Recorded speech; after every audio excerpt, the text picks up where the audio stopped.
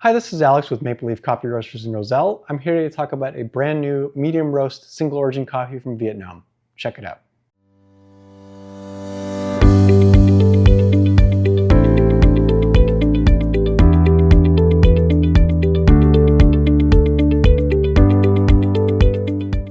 We here at Maple Leaf have had a Vietnamese coffee a couple times in the last few years.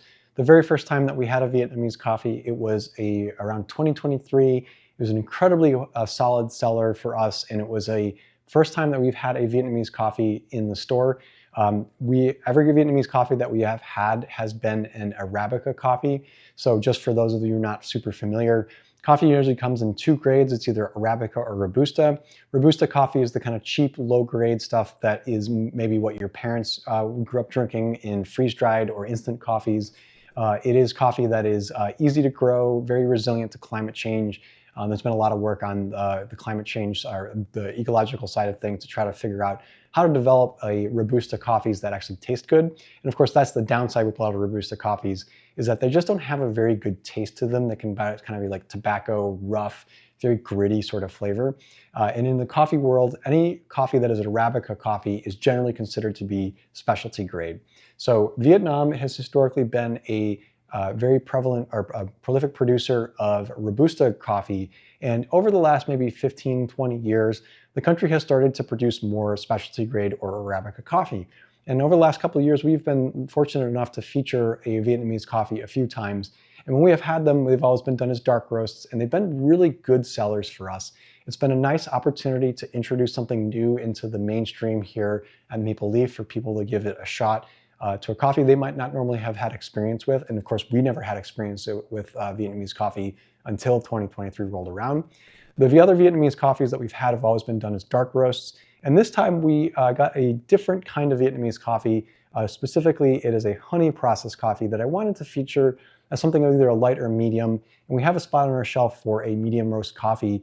So I got 2 bags of this fun coffee, and I'm interested and excited for a lot of the people who have experienced our Vietnamese coffees in the past to give this one a shot and see if a medium roast of the same kind of general flavor and sensibility is something that they like just as much as when we did this as a dark roast coffee. So let's talk about the coffee a little bit itself. As I mentioned already, this is a honey processed coffee, specifically a white honey process. As a reminder to everyone, the ways to remove the coffee bean from the cherry comes in kind of 3 broad varieties. There's a natural process, a wash process, and the honey process. Each of these has different consequences to the way the coffee tastes and smells and the way it roasts and a bunch of other factors as well. The honey process is kind of an intermediary between a natural and a washed, where a partial drying of the coffee is done on parchment, and then it's sent through what is effectively a wash process. This is a gross oversimplification of this. We'll have a quick guide in the notes to the video here for anyone who's interested. But the fun thing about a honey processed coffee is that you get some of the more exotic flavor elements that you normally see from a natural processed coffee with some of the smoothness and consistency and cleanliness that you get from a wash processed coffee. So you kind of get the best of both worlds a little bit. And the different types of colors in the honey process refer to the amount of time that the coffee is spent drying before it's sent through that wash process. So we'll include some information in the video about specifically the different types of honey process out there if you're interested. So talking about Vietnamese coffee for a little bit, it is a very signature flavor of Vietnamese coffee to be on the sweeter side of things. In contrast to a lot of other coffees coming out of Asia Pacific, either from India or other parts of even China produces a little bit of coffee. These are coffees that will have a kind of curious, almost apple kind of sweetness to them.